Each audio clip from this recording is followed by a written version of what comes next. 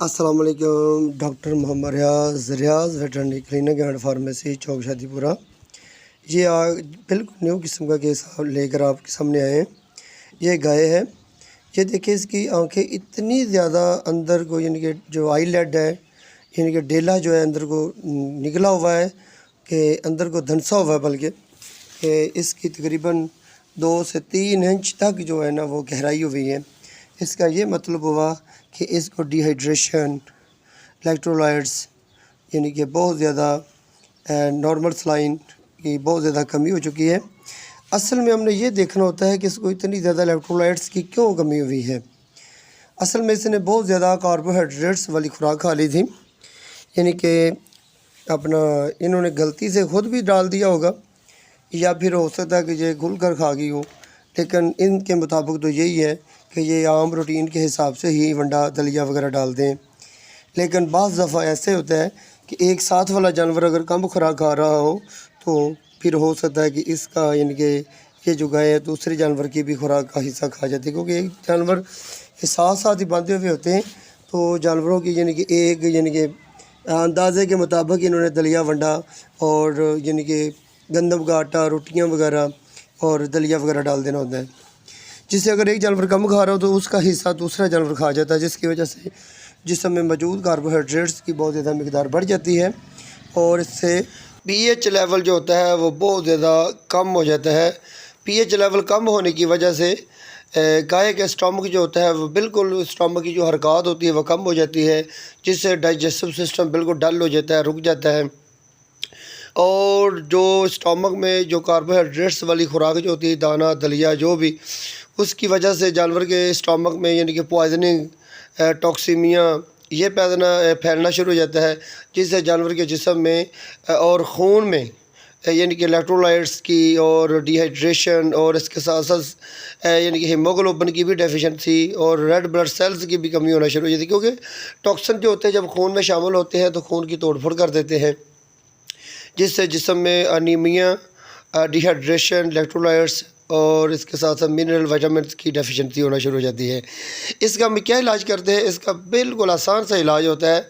इसको हमने एनएस की ड्रिपें देनी होती हैं, इसमें ग्लूकोज की ड्रिप नहीं देनी, क्योंकि ग्लूकोज का लेवल तो पहले ही ऑलरेडी बढ़ा हुआ है।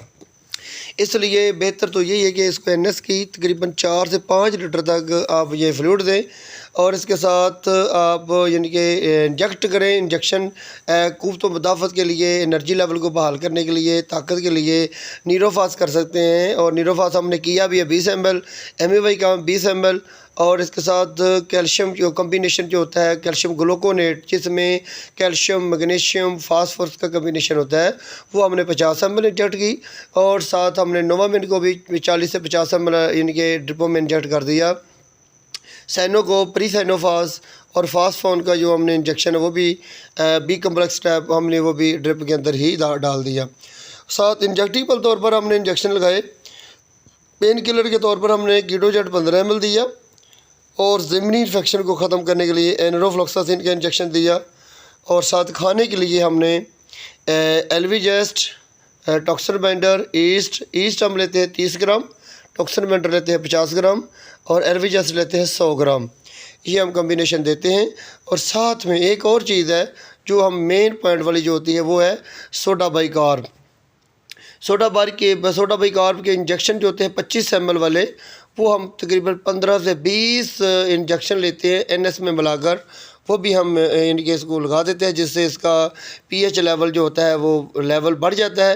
लेवल बढ़ने की वजह से गाय के जिस्म में मज़ीद जो टॉक्सीमिया, टॉक्सिन जो होते हैं वो रुक जाते हैं, डाइजेस्टिव चल जाता है, मैदा निज़ाम हज़म चल जाता है, जिसकी वजह से गाय की ज़िंदगी को बचाने में आसानी मिल सकती है। और मेरे यानी कि ख्याल के मुताबिक ये जो वीडियो है आम दोस्तों के लिए और फार्मर्स और डॉक्टर के लिए फ़ायदेमंद साबित होगी, क्योंकि हमने यानी कि आपको यानी कि सबसे मेन पॉइंट वाली जो बात है वो ये है जानवर का एनर्जी लेवल जो होता है वो बराबर करने के लिए हम मेडिसिन देते हैं। एनर्जी लेवल को बराबर करने के बाद जानवर को 2 से 3 घंटे का टाइम दिया जाए तो जानवर इंशाअल्लाह अल्लाह की मेहरबानी से अपनी चारों टांगों पे खड़ा हो जाएगा। ये देखें इतना ज़्यादा हमने यानी कि इसको फ्लूइड दिया। फ्लूइड देने के बाद ये गाय की हालत बेहतर हो चुकी है, ये कान भी खड़े करने लग गई है और इसकी आँखें भी अपनी लेवल पर बेहतर तरीके से आ चुकी हैं। और इसके उठाने की हमने कोशिश की, ये खड़ी भी हुई, लेकिन यानी कि थोड़ी सी एनर्जी लेवल कम रहने की वजह से और इसको थोड़ा सा टाइम देने की वजह से ये गाय खड़ी हो जाएगी। और हमें 3 घंटे के बाद इसका फ़ोन आया था कि ये गाय खड़ी हो चुकी है। और खड़ी होने के बाद यानी कि इसकी आहिस्ता आहिस्ता जुगाली और चारा वगैरह भी चढ़ना शुरू हो गया था। हमने फिर इसको यानी कि मज़ीद यानी कि यही मेडिसिन दोबारा लगाने का 3 से 4 दिन तक मशवरा दिया, जिससे ये गाय बिल्कुल दुरुस्त हो चुकी है।